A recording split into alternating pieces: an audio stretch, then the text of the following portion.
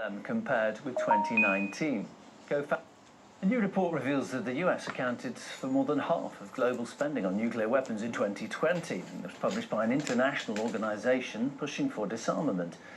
Washington splashed out $37.4 billion on nukes last year. That's more than the combined expenditure of the 8 other nuclear powers. It represents 5% of America's total military spending. On average, the US spends almost $71,000 per minute on nuclear weapons.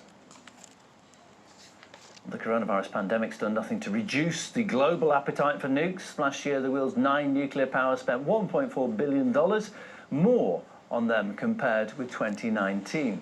Co-founder of the Stop the War Coalition, Chris Nineham, told us why to him the hike is no surprise. There's a reordering of the world system right now. We're moving from a situation in which the US was massively dominant, what was called a unipolar world, where the US was the unchallenged policeman of the world, to one in which its power is being challenged but mainly by China, but also by other emerging economies in important regions like Russia, like India, and so on. So there's a kind of reordering of the world system, and any moment of a reordering is a very dangerous moment. It's a moment when particular local conflicts can suddenly take on an international significance. And I think in those circumstances, you know, it's not surprising to me that we're seeing a kind of a rearmament or an accelerating armament of the nuclear powers.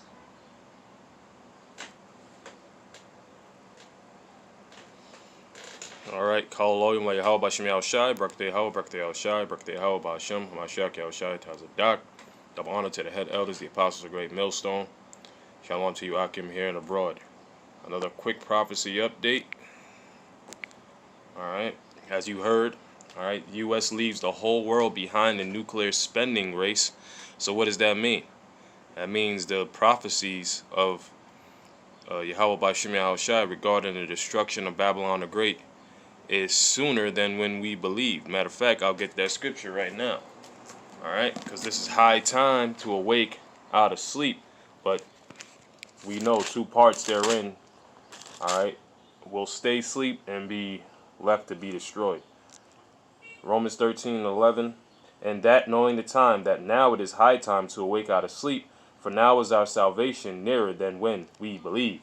The night is far spent, the day is at hand. Let us therefore cast off the works of darkness, and let us put on the armor of light. Okay? And that's what we have here.